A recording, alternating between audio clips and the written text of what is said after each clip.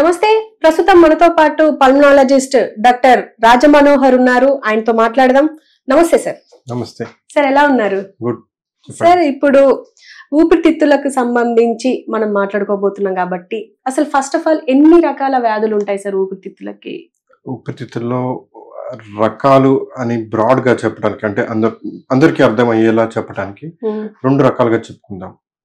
ఒకటి ఇన్ఫెక్షన్లు వల్ల వచ్చేటువంటి ఊపిరితిత్తుల వ్యాధులు, రెండవది ఎలర్జీల వల్ల వచ్చేటువంటి ఊపిరితిత్తుల వ్యాధులు. ఎలర్జీలు అవి కాకుండా వాటిలో సపరేట్ గ్రూపులు ఏంటంటే మన ఓన్ లైఫ్ స్టైల్ వలన వచ్చేటువంటి మరొక గ్రూప్. సో ఇవి రెండు మూడు గ్రూపుల కింద మనం చెప్పుకోవచ్చు. ఓకే. అండ్ సార్, ఇప్పుడు ఈ జనరేషన్ లో మీ దగ్గరికి అంటే ఇప్పుడు వర్షాకాలం స్టార్ట్ అయ్యింది, ఇప్పుడు మళ్ళీ నెక్స్ట్ సీజన్స్ వింటర్ స్టార్ట్ అవుతుంది. ఎలాంటి వాళ్ళు వస్తూ ఉంటారు సార్ మీ దగ్గరికి రెగ్యులర్ గా? సీజన్ చేంజ్ అవగానే ఒక పర్టికులర్ గ్రూప్ ఆఫ్ పీపుల్ ఉంటారు. యూజువల్ గా young teenagers or young adults. దగ్గు, కఫం, పిల్లికూతలు, ముక్కు బ్లాక్ అవ్వటము, ముక్కు కారటం, తుమ్ములు, ఇవన్నీ కూడా ఒక సెట్ ఆఫ్ ప్రాబ్లమ్స్. యూజువల్లీ మనం ఎలర్జిక్ డిజార్డర్స్ లా మనం వాటిని అప్రోచ్ అవుతాం. ఓకే. ఇంకొక సెట్ ఆఫ్ పీపుల్ ఏంటంటే మిడిల్ ఎల్డర్లీ పీపుల్, మధ్య వయసు లేకుంటే పెద్ద వయసు ఉన్న వాళ్ళు. వీళ్ళకి స్మోకింగ్ హిస్టరీ ఉన్నా, లేకుంటే వాళ్ళ ఆక్యుపేషన్ వృత్తిరీత్యా వాళ్ళు వేరే వేరే ఎక్స్పోజర్స్ లో ఉన్న వాళ్ళు, వీళ్ళందరికీ క్రానిక్ గా ఏమన్నా ఇష్యూస్ ఉంటే సడన్ గా సీజనల్ ఫ్లేర్ అప్, ఫ్లూ రావటం, వాళ్ళకి ఫ్లూ వలన వాళ్ళ పరిస్థితులు ఖరాబ్ కావటం కానీ. సో ఇది ఇంకొక group of people. Okay. So these are age group, across the age groups వస్తూ ఉంటారు. బట్ సీజన్ స్టార్ట్స్ చేంజ్ కాగానే మనకు వచ్చే మెయిన్ గ్రూప్ ఆఫ్ పీపుల్ వీళ్ళు. ఓకే. అండ్ సార్, ఇప్పుడు కోల్డ్ అంటారు, ఫ్లూ అంటారు, ఇందులో అంటే డిఫరెన్స్ ఏముంది? కోల్డ్ అంటే పేషెంట్లు మనకు చెప్పే విధానంగా సిమ్టమ్స్ బట్టి కోల్డ్ అనేది చాలా జనరిక్ టర్మ్ అనమాట. ముక్కు కారుతుంది, ముక్కు తుమ్ములు వస్తున్నాయి, ముక్కు బ్లాక్ అయింది, దగ్గు వస్తుంది, లేకుంటే వీటన్నిటిని కోల్డ్ వచ్చిందని చెప్పేస్తూ ఉంటారు అనమాట. అగైన్ ఇందాక అనుకున్నట్టు ఇన్ఫెక్షన్ల వల్ల కోల్డ్ వస్తుంది అంటే ముక్కు కారటం, తుమ్ములు, ముక్కు బ్లాక్ అవటం, సోర్ థ్రోట్, దగ్గు రావటం, ఇవన్నీ ఇన్ఫెక్షన్ల వల్ల రావచ్చు. ఇవన్నీ కూడా ఇన్ఫెక్షన్లు కాకుండా కేవలం అలర్జీ వల్ల కూడా రావచ్చు. ఓకే. సో కోల్డ్ అనేది జస్ట్ అదొక బ్రాడ్ టర్మ్. దానిలో రకరకాల, ఒక్కొక్కళ్ళకి కోల్డ్ ఉద్దేశం ఒకటి. ఒకరికి ముక్కు బ్లాక్ అయింది అనేది కోల్డ్ అంటారు, కొంతమంది ముక్కు కారుతుంది, తుమ్ములు వచ్చినాయి అంటే కోల్డ్ అంటారు, సోర్ థ్రోట్ అంటారు. సో ఇన్ఫెక్షన్ల వల్ల వస్తే యూజువల్లీ మనకు ఫీవర్ తో పాటు కోల్డ్ సిమ్టమ్స్ వస్తే ప్రాబబ్లీ వాళ్ళని ఫ్లూ లాగా చేస్తాం. సో ఇన్ఫెక్షన్ అంటే flu, I mean to say many infections are there. అందులో ఫ్లూ అనేది ఈ సీజన్ లో ఎక్కువగా ఉండేటువంటిది ఫ్లూ. ఎలర్జీ ఏంటంటే ఫీవర్ ఉండదు, బట్ వీళ్ళకి ముక్కు సిమ్టమ్స్ అన్ని, కోల్డ్ సిమ్టమ్స్ అన్ని ఉంటాయి, the so called cold symptoms. Okay. వాళ్ళని మనం ప్రాబబ్లీ ఎలర్జిక్ సిమ్టమ్స్ లాగా మనం అప్రోచ్ అవుతాం. ఓకే. అంటే ఎలాంటి ట్రీట్మెంట్ ఉంటుంది సార్? అంటే అప్పుడు అడల్ట్స్ కి డిఫరెంట్ గా ఉంటుంది, పిల్లలకి డిఫరెంట్ గా ఉంటుంది. పిల్లలకి different, adult kind of. Okay. Flu ఉంది అంటే గనక బేసికల్లీ ఫీవర్, ముక్కు, జలుబు, దగ్గు, తుమ్ములు ఇట్లాంటి సిమ్టమ్స్ ఉన్నాయి అంటే first what we do is symptomatic treatment only.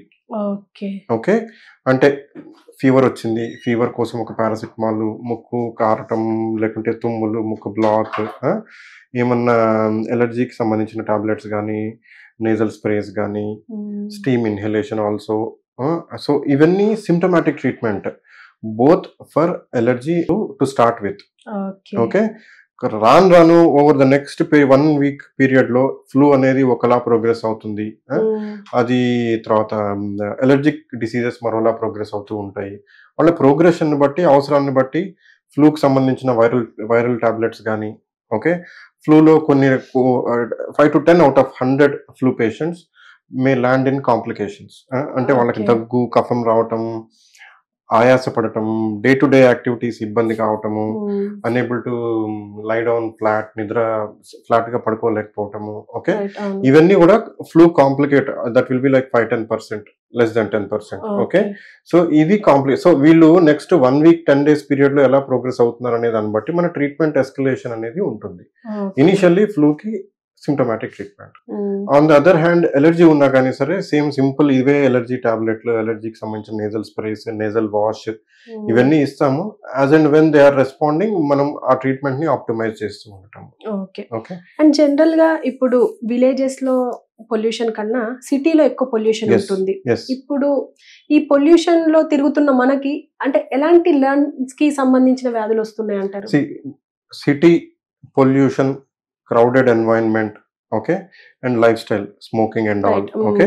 So వీళ్ళకి పర్టికులర్ గా ఫ్లూ అనేది ర్యాంపెంట్ గా స్ప్రెడ్ అవుతుంది సిటీస్ లో, just because over crowded offices, over crowded travelling modes, over crowded schools. Okay. So ఒకటి ఫ్లూ అనేది మనకు డ్రాప్లెట్ స్ప్రెడ్, మనం దగ్గితే తుమ్మితే వచ్చే డ్రాప్లెట్స్ ద్వారా ఒకరి నుంచి ఒకరికి స్ప్రెడ్ అవుతూ ఉంటుంది. సో ఫ్లూ వచ్చిన వాళ్ళు, ఫీవర్ వచ్చి నేజల్ సిమ్టమ్స్, సోర్ థ్రోట్ ఉన్న వాళ్ళు just take a break, 1 or 2 days break తీసుకోవటము, లేకుంటే మాస్క్ లాంటివి పెట్టుకోవడము, సివియరిటీ పెరుగుతుంటే ఫ్లూకి సంబంధించిన వైరల్ టాబ్లెట్స్ తీసుకోవటము, ఇది ఫ్లూకి సంబంధించిన జాగ్రత్తలు తీసుకోవాలి. ఓవర్ అండ్ అబౌవ్ దిట్ సీజన్ కి సంబంధం లేకుండా ఇంపార్టెంట్ జాగ్రత్తలు, స్మోకింగ్ ఆపేయటము, ఓకే, ఆస్తమాలు లేకుంటే allergic nose, sinus and lung diseases ఉంటే వాళ్ళ ఇన్హేలర్స్ దగ్గర పెట్టుకోవటము, తర్వాత వాళ్ళ ఎక్స్పోజర్స్ ఏంటి, దేనితో ట్రిగర్ అవుతుంది అనేటువంటివి అవి ఐడెంటిఫై చేసి వాటిని అవాయిడ్ చేయటం, ఇవి లైఫ్ స్టైల్ పరంగా తీసుకోవాల్సిన జాగ్రత్తలు. ఓకే అండి. ఇప్పుడు అంటే సిఓపిడి అంటారు, దాన్ని అసలు ఇదేంటి సార్? సిఓపిడి ఇందాక మనం మాట్లాడుకున్న విధంగా సిఓపిడి అంటే elderly people or middle age to elderly, ఇవాల్టి రోజుల్లో ఈవెన్ 40 అండ్ అబౌవ్ ఇలాంటి వాళ్ళు because of their chronic exposure ఒకప్పుడు కేవలం స్మోకింగ్, టొబాకో, బీడీ, చుట్ట, ఓకే, సో ఇటువంటి టొబాకో రిలేటెడ్ స్మోకింగ్ వలన వచ్చే లంగ్ లో వచ్చేటువంటి ఒకలాంటి కండిషన్ సిఓపిడి. ఓకే. బట్ రాను లైఫ్ స్టైల్ పరిస్థితులు మారుతున్న కొద్దీ స్మోకింగ్ ఒకటి కాకుండా ఈ లిస్ట్ ఆఫ్ ఫ్యాక్టర్స్ లో రకరకాల రిస్క్ ఫ్యాక్టర్స్ చేరాయి. ఫర్ ఎగ్జాంపుల్ మన కట్టెల పొయ్యిలో పనిచేసేవాళ్ళు, కుంపటి, ఆ తర్వాత అటువంటి రిలేటెడ్ పనులు చేసేవాళ్ళు, ఫార్మింగ్ కి సంబంధించి పెస్టిసైడ్స్, ఇన్సెక్టిసైడ్స్ ఎక్స్పోజర్స్ చేసేవాళ్ళు, ఓకే, సో ఇంకా రకరకాల మిల్స్ లో పనిచేసేవాళ్ళు, మైన్స్ లో పనిచేసేవాళ్ళు, ఓకే. సో ఇవన్నీ కూడా these exposures all can lead to ఒక ఆస్తమా లాంటి నాట్ ఎగ్జాక్ట్లీ, ఓకే. సో అటువంటి కండిషన్ ఉంటుంది. సో ఇవన్నీ మిడిల్ ఏజ్ టు ఎల్డర్లీ పీపుల్లో బికాస్ ఆఫ్ ఎక్స్పోజర్ వాళ్ళ లంగ్ లో వచ్చే మార్పులు, తద్వారా వచ్చే సిమ్టమ్స్, దీనిని మనం సిఓపిడి అంటాం. ఓకే. అంటే దీన్ని తగ్గించడానికి అంటే ట్రీట్మెంట్ ఎలా ఉంటుంది? సిఓపిడి అనేది ఒకసారి మేనిఫెస్ట్ అవ్వటం మొదలైంది అనుకోండి, సో వీళ్ళు ఇమ్మీడియట్ గా వీళ్ళ లైఫ్ స్టైల్లో ఏం మార్పులు, smoking is the biggest risk factor still, okay. Smoking ఆపేయాలి ఎట్టి పరిస్థితుల్లో, ఓకే. స్మోకింగ్ ఆపలేని పరిస్థితి ఉంటే స్మోకింగ్ కోసం డీ అడిక్షన్ థెరపీలు, కౌన్సిలింగ్ అవి అందుబాటులో ఉన్నాయి ఇవాళ, ఓకే. సో వాటి హెల్ప్ తీసుకోవాలి. రెండోది వాళ్ళ ఎక్స్పోజర్స్ ఏంటి, ఏమేమి వాటిని కారణం అవ్వచ్చు అనేటువంటిది ఒక అనాలిసిస్ చేయాలి.